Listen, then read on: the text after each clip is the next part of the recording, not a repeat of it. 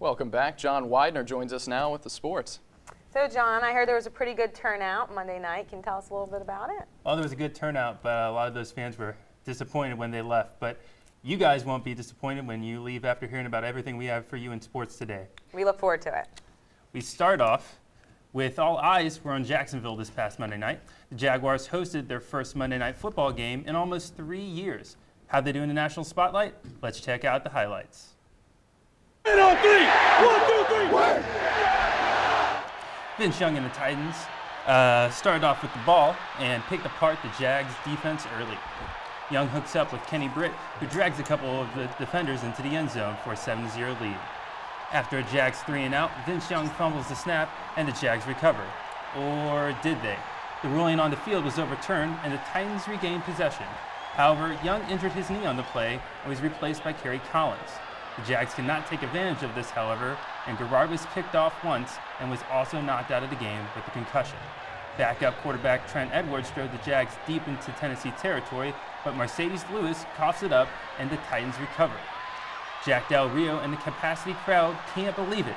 It was 17-0 Titans after only 2 quarters. The second half was not much better than the first for the Jags. After holding Titans running back Chris Johnson in check for pretty much the whole game, Johnson rips up off a 35-yard touchdown late in the fourth quarter. Jaguars get embarrassed on Monday Night Football on a huge stage. They lose 30-3 and go on to face the Kansas City Chiefs next week. Not the kind of night we wanted to have. I Slow down. thought we were ready to play much better football, but coming out here and being -4 in a turnover battle and not being able to make plays on third down really cost us. It was Monday night. It was a chance for us to go out and kind of show what we were all about, and we didn't do well. So either it can work one or two ways. Either we can feel sorry for ourselves and I guess come back in here tomorrow, woe is me, or come back and get ready to play a tough Kansas City team that's playing well right now and try to fight to get a victory. Well, we don't know who will take snaps this Sunday against the Chiefs, but we do know that David Garrard suffered a concussion, Trent Edwards injured his thumb, and the Jaguars re-signed Todd Bauman and picked up ex-Redskins quarterback Patrick Ramsey. Concussions like Garrard's are being taken very seriously around the league. NFL players are learning that when they hit with their head, they're also going to be taking a hit with their wallet. The NFL is starting to crack down on defensive players who launch themselves headfirst at unsuspecting offensive players.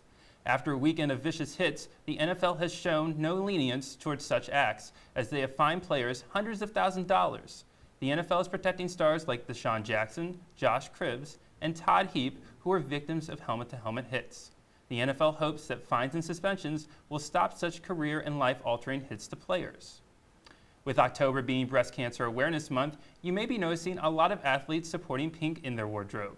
UNF Athletics is a part of a trend as numerous Osprey sports programs are doing their part to help fight the disease. Volleyball recently took the court and sponsored a fundraiser for the cause.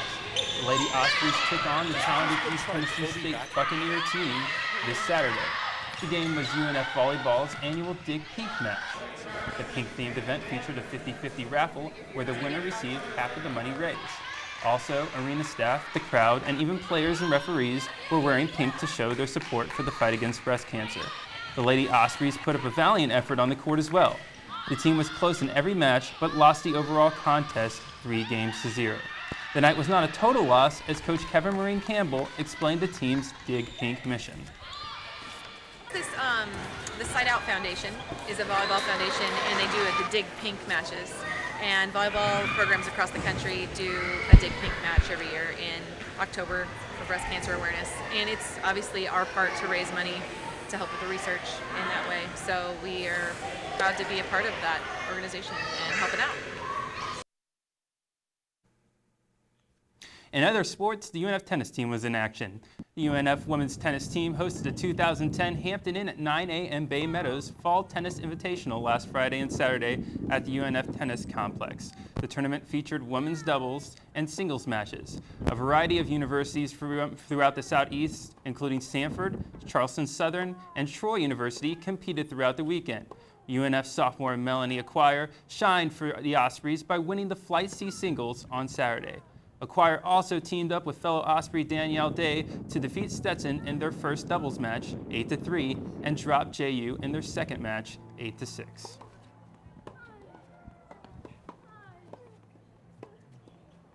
The Florida Gators and the Georgia Bulldogs will face off in a little more than a week. The sports complex downtown is more than prepared to handle the large crowds. Ed Coker tells us why the downtown area is where sports fans get together. Baseball season may have come to a close, but sports runs year-long here in Jacksonville. The AA Jacksonville Suns play downtown, here at the baseball grounds of Jacksonville. The ballpark is flanked by the Veterans Memorial Arena to the west and the Municipal Stadium to the east. All three facilities are either brand new or renovated. That's because the city wants to attract popular sporting events and entertainment, which in turn attracts people. Kind of like my sports complex here. Is this good? Michael Boda is responsible for booking such events. He's the sports and entertainment coordinator for the Jacksonville Economic Development Commission. Boda says having the sports complex downtown just makes sense. So downtown is typically centrally located to most people within your city. Now in Jacksonville being consolidated and having 874 square miles, it probably is the most logical location for a major sporting complex. In the early 90s, Suns president Peter Bregan Jr. wanted the new ballpark on the east side of town, just west of UNF. However, city leaders chose to keep it downtown. But I couldn't do anything about it, so this has got to be it, and then worked with HOK to try to put in the best ballpark we could for the money the city had, and we're just really fortunate it turned out wonderful. In 2003, the new ballpark was built only a few blocks from the old one. That same year, the old Memorial Coliseum was demolished, then rebuilt as the Jacksonville Veterans Memorial Arena. It sits right across the street from the baseball grounds. City officials want to create a synergy between the sports facilities. By feeding off each other, the sports complex can accommodate the crowds and help out surrounding businesses, like City Hall Pub.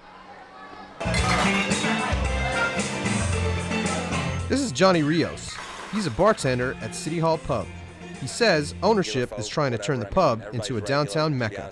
It's good to bring them all together, bring them to a spot they can have a good time, and make them feel like they're at home. That's what our goal is. Once they're comfortable, they're at home, they'll know that this is the place to be. More than anything, the sports complex was built to replace the outdated venues that were once here. By building first-class facilities, downtown Jacksonville can accommodate first-class sporting events. Ed Coker, North Florida Weekly. That's it for sports, you guys. Thanks, John. Thanks a lot, John. Stay with us. We will be right back in a moment. No matter what stage of life you're in, buying a home is always one of the most important decisions you'll ever make. And a licensed real estate agent, like me, should be there to guide and protect you every step of the way. Remember, only licensed real estate agents have the state-required classroom training to make sure that your interests are fully protected. After all, no matter how many homes you buy, avoiding problems never gets old. So visit myfloridalicense.com or call this number to check the status of your agent's license. Get up to a 100% scholarship to college and up to $60,000 in assistance. Get paid to learn valuable job skills. Maybe make an extra 20 grand when you join. All while you serve your community and your country. Learn more at nationalguard.com. Hi, my name is Rochelle Atienza, and I'm a mechanical engineering student here at the University of North Florida in Jacksonville. It's a really nice campus. There's always things going on here. There's always activities to do. UNF has really allowed me to take my education beyond the books by allowing me to design labs and to educate other students about that particular topic. I made the best choice when I chose UNF to get my engineering degree. UNF, no one like you, no place like this. University of North Florida in Jacksonville. I love the fact that UNF has small class sizes because I'm able to have a personal relationship with my professors. The Coggan College of Business afforded me opportunities to go on study abroad trips. My study abroad experience was amazing. I was able to learn about other cultures and also business operations in that country. UNF, no one like you, no place like this. UNF students had some visitors over the weekend. It was Parents' Weekend on campus. Students welcomed their parents in the Student Union on Friday afternoon, where parents were able to tour the campus and see all the UNF facilities and keep up on what their students are up to. This event is very special for us because we invite the parents of our students to come back and actually experience the life of a UNF student. Cutting the anchor rack? Well, that's all we have for this week's show. Thanks for joining us. We will see you next time, Jacksonville.